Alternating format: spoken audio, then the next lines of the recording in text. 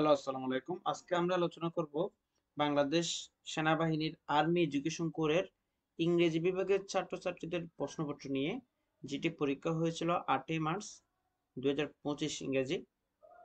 এখানে army education corps বা এসিই এখানে কি ধরনের প্রশ্নগুলো আসে, যে প্রশ্নটা 8 তারিখ অনুষ্ঠিত হয়েছিল ওইটার আলোকে আমরা আলোচনা করব।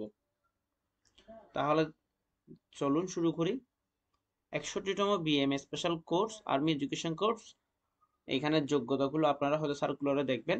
এখানে ডিপার্টমেন্টাল পরীক্ষা হয়ে থাকে, যে যার ডিপার্টমেন্ট, ইংরেজি, আন্তর্জাতিক সম্পর্ক, মনোবিজ্ঞান, গণিত, অর্থনীতি, পদার্থবিজ্ঞান, বাংলা, বিবিএ, যেসব বিষয়গুলো আপনারা যেসব বিষয়ের অধীনে অ্যাপ্লাই করবেন ওই বিষয়ের অধীনে পরীক্ষা হবে। ইংলিশ প্রশ্ন নিয়ে আলোচনা করব, যেহেতু আমি ইংলিশ পরীক্ষায় অংশগ্রহণ করেছি। এখানে 60 নাম্বারের ছিল লিখিত পরীক্ষা, মিন্স আপনার এখানে এমসিকিউ ছিল 40 নাম্বার, আর 60 নাম্বার ছিল হচ্ছে ডিপার্টমেন্টাল লিখিত।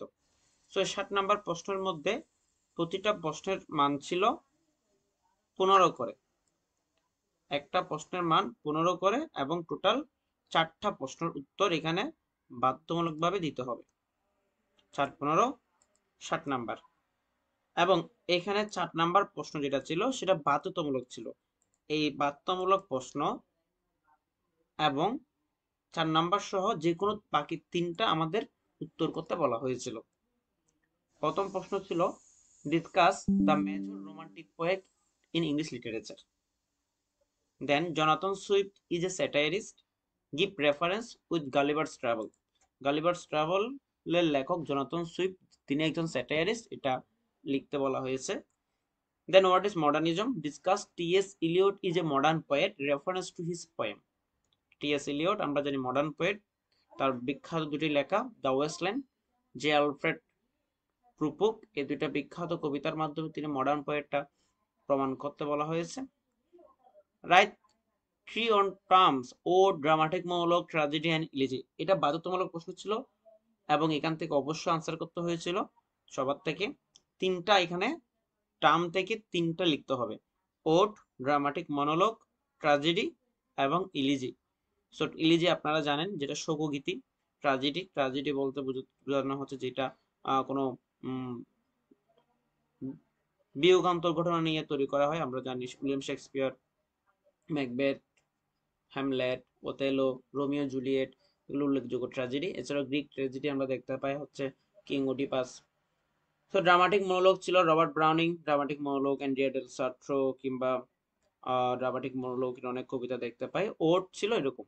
So discuss difference from William Shakespeare tragedy and Greek tragedy. আর একটা প্রশ্ন ছিল গ্রিক ট্র্যাজেডি এবং শেক্সপিয়ারের যে ট্র্যাজেডি আছে এর পার্থক্যটা কি, এই বিষয়টা নিয়ে লিখতে বলা হয়েছিল।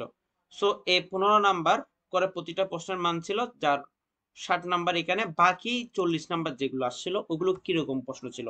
বাকি এমসিকিউ ছিল 40 নাম্বার। এখানে প্রশ্নের মধ্যে দেখাতে বলা হয়েছে, কোনো ওএমআর শিট ছিল না। প্রশ্ন এবং খাতা পরবর্তীতে পিন আপ করে একসাথে জমা নিয়ে নে। সো এমসিকিউর মধ্যে ওখানে 10টা ছিল হচ্ছে তাও ডিপার্টমেন্টাল, তার মানে হচ্ছে এখানে 10টা এমসিকিউ ছিল ইংলিশ লিটারেচার থেকে। যেমন ধরেন, ওই যে রোমান্টিক পোয়েট অপশন ছিল এখানে। তারপরে ছিল হচ্ছে ধরেন এ টেল অফ টু সিটিজ, এখানে টু সিটিজ বলতে কোন শহরকে রেফারেন্স করা হচ্ছে, আমরা জানি এখানে টু সিটিজ কোন কোন শহর, এই বিষয়টা। তারপর আসছিল হচ্ছে এখানে জন কিটস থেকে প্রশ্ন আসছিল। এভাবে করে 10টা প্রশ্ন ছিল ডিপার্টমেন্টাল। বাকি 10টা ছিল হচ্ছে বাংলাদেশের আন্তর্জাতিক এবং বাংলাদেশ বিষয়গুলি নিয়ে। এখানে যেখানে সাধারণ জ্ঞান যেগুলো ছিল, ধরেন বীর প্রতীক প্রাপ্ত তারা কত নাম্বার সেক্টর ছিলেন, তারামন বিপি, সেতারা বেগম। দেন বাকি 10টা ছিল হচ্ছে রিসেন্ট ইস্যু, বিভিন্ন জায়গা মেন্টাল অ্যাবিলিটি ধরা যেতে পারে। দেন বাকি 10টা হচ্ছে গ্রামাটিক্যাল টার্ম, রাইট ফর্ম বা প্রিপোজিশন, আর্টিকেল, সিনোনিম অ্যান্টোনিম, এগুলো নিয়ে 10টা। সো এই 40 নাম্বার ছিল এমসিকিউ। তাহলে আপনাদের যদি আরো কোনো কিছু জানার থাকে এই বিষয়ে আমাদের কমেন্টে জানাবেন, আমরা আলোচনা করে বাকিটা দেওয়ার চেষ্টা করব। ধন্যবাদ সবাইকে।